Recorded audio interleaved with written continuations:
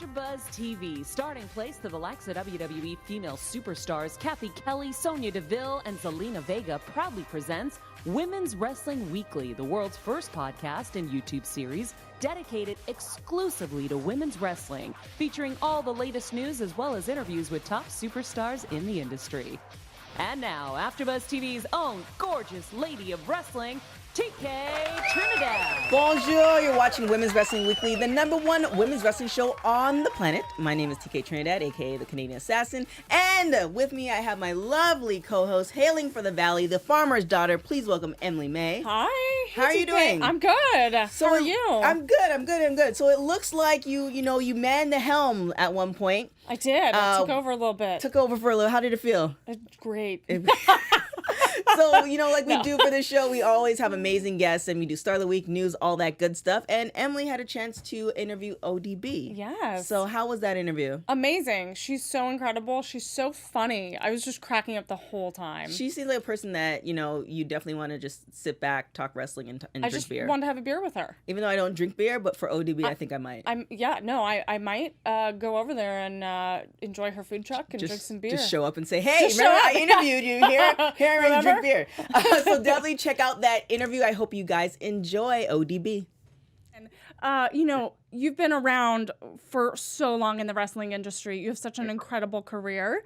And so I would love to know and tell our fans how you got started and why you wanted to be a wrestler. Oh boy. Well, I actually, I grew up in a very good household. We were like the Griswolds. And my brother used to have my older brother used to have all his buddies over, and I used to kick his ass in front of his girlfriends.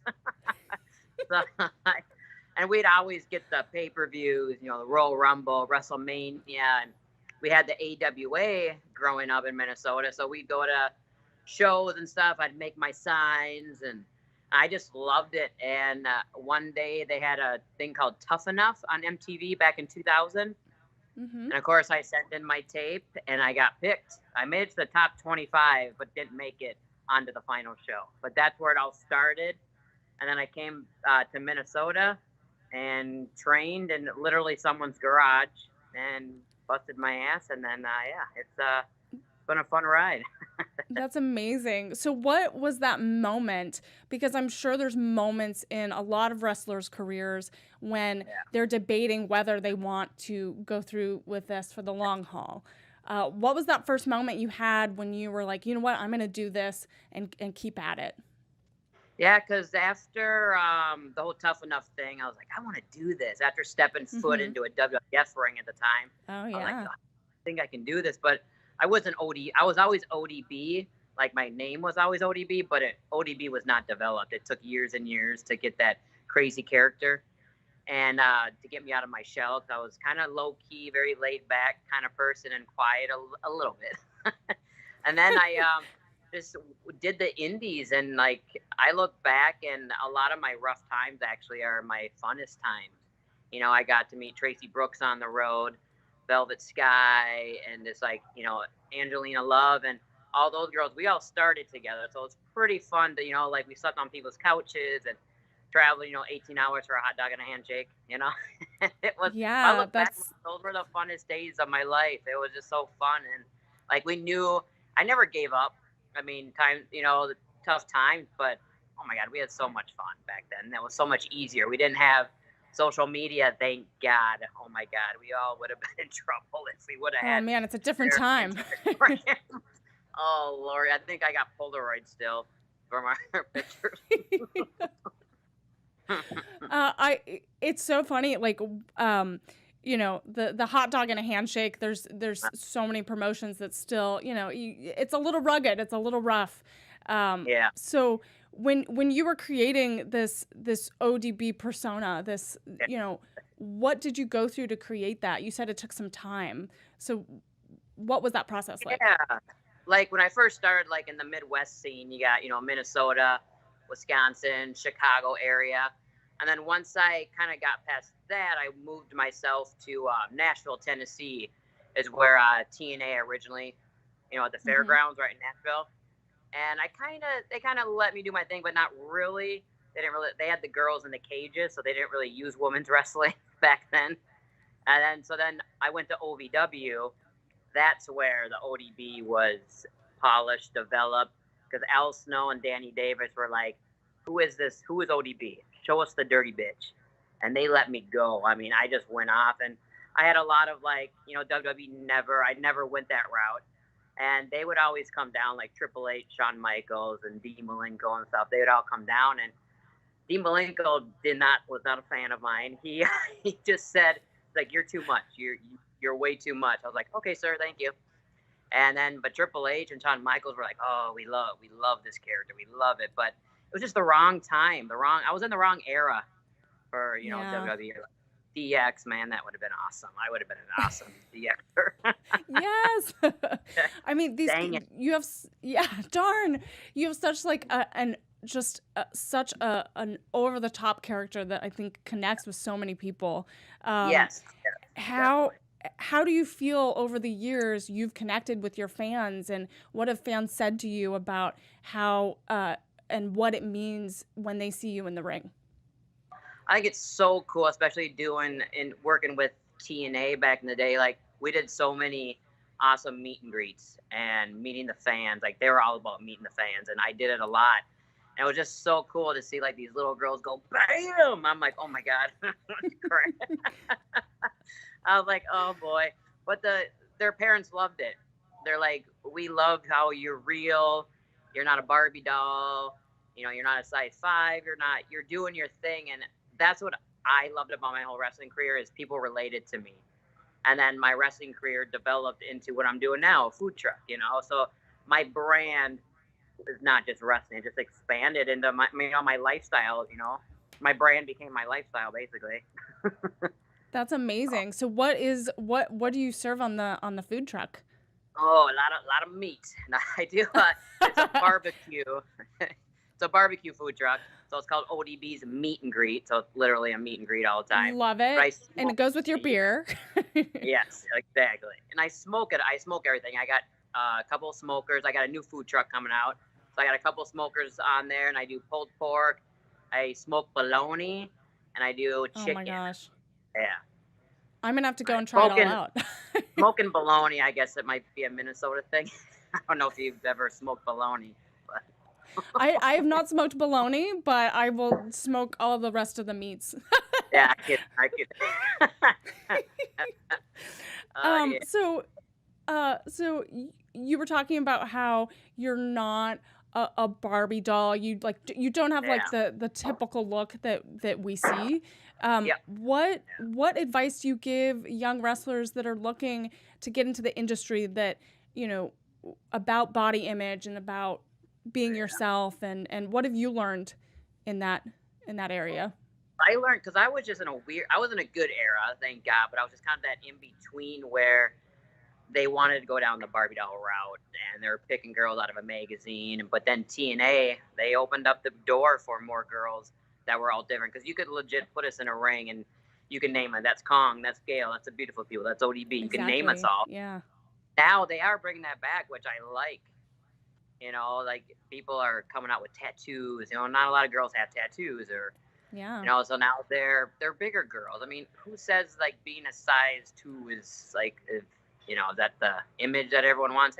We're all different, and it's just, I think it's cool that these days the girls, especially with social media, so it's cool that the women are kind of taking over now, and he said you don't have to be a certain way. You can being yourself is what I think makes you. It's there's only one of you. Exactly. It's such a powerful message, and to be the best version of yourself. Yes. It's such a great message. So you had a recent match against Thunder Rosa with the NWA. So how was that, and how did that come about? Oh my God, the NWA was freaking badass. I would love to go back and work with all those girls again. Just the atmosphere, the crowd, the fans were great there, and it's very cool just to be in that little studio.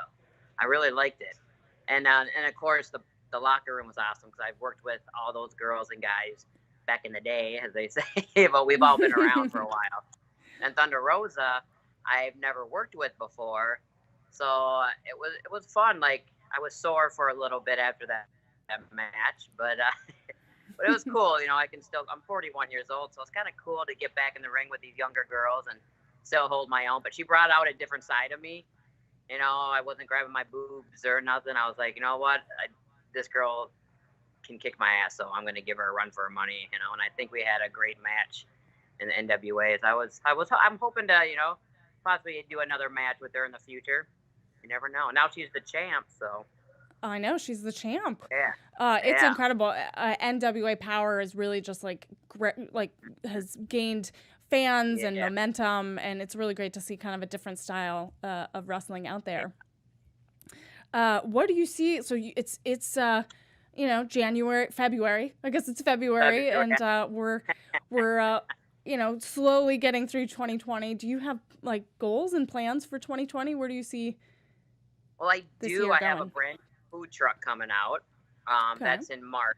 So late March 27th in Minnesota. I'm having my grand opening. So you can go on my Twitter and Instagram and all that and find out all the dates for that. But that's what I'm focused on. I'm really just focused on my food truck and expanding my brand even more. Yeah. That's amazing. It sounds delicious. And then maybe wrestling here and there, I may be, doing some stuff with OVW again and more Impact stuff. So you never know. My outfit still fits, so I'm still good. That's amazing. So we're going to do some rapid hot tags real quick. Oh, boy. Wrestling rapid hot tags. So always early or always late? Early. Early. All right. Last person you texted? Oh, no. I don't. Oh, boy. I don't even remember. A Tinder date, maybe? Yeah. What is the one thing that you love about yourself?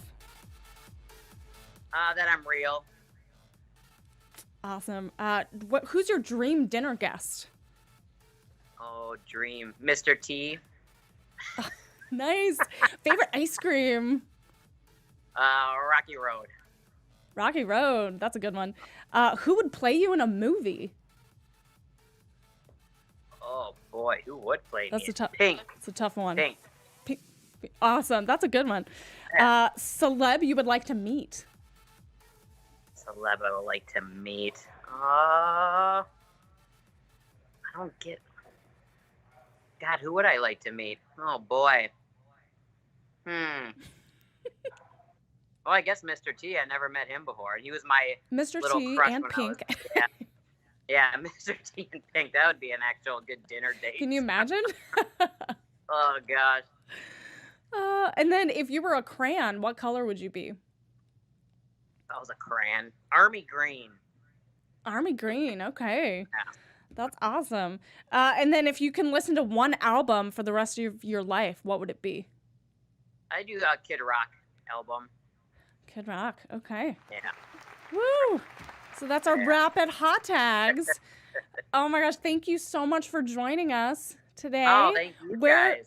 Where can people find you online and hear about this food truck and this beer? Yeah, you can go on Facebook. I'm under ODB's Meet and Greet on Facebook, and then ODB's Meet and Greet on Twitter and Instagram, and anything else I got. Is that all the social media I think I got covered? Just follow all of ODB. Just all of it. Yeah, all the meat. ODB. ODB's Meat. Oh my gosh. Well, thank you so much. Enjoy the beer, and it was lovely having you on. Oh, thank you very much. Bam. Bye.